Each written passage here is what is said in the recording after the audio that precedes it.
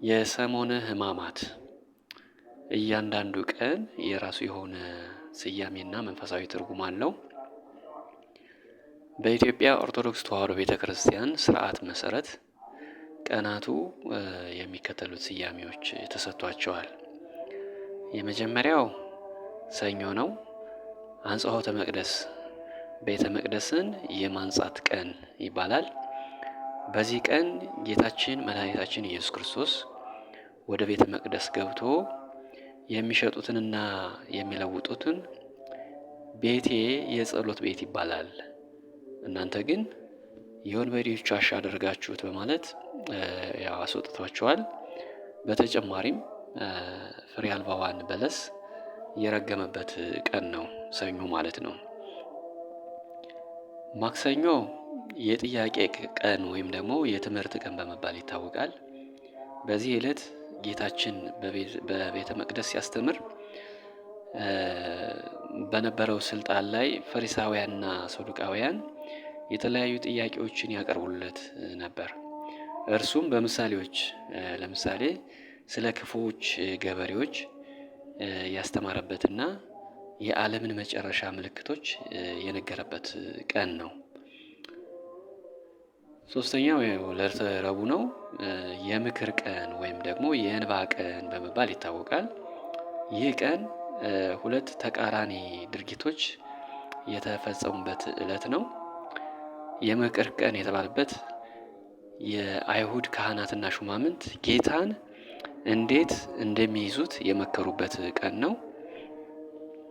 የእንባ ቀን የተባለበት ደግሞ መዓዛ ቅዱስ ወይም ደግሞ ማርያም መግደላዊት ውድ ሽቶ በጌታ እግር ላይ ያፈሰሰችበትና በእንባዋ እግሩን ያጠበችበት ቀን ነው። አራተኛ ሐሙስ ነው። ጸሎተ ሐሙስ ይባላል ወይም ደግሞ የሕጽበት ቀን ነው። ጌታችን መድኃኒታችን ኢየሱስ ክርስቶስ ለመስቀል ከመቅረቡ በፊት ትልቅ መንፈሳዊ ስርዓት የሰራበት ቀን ነው። ሕጽበት እንግዲህ የደቀ መዛሙርቱን እግር በማጠብ ትህትናን ያስተማረበት ዕለት ነው።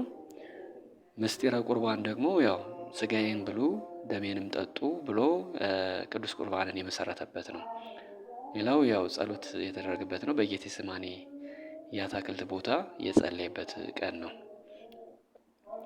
አምስተኛው ዕለተ ዓርብ ስቅለተ ዓርብ ይባላል።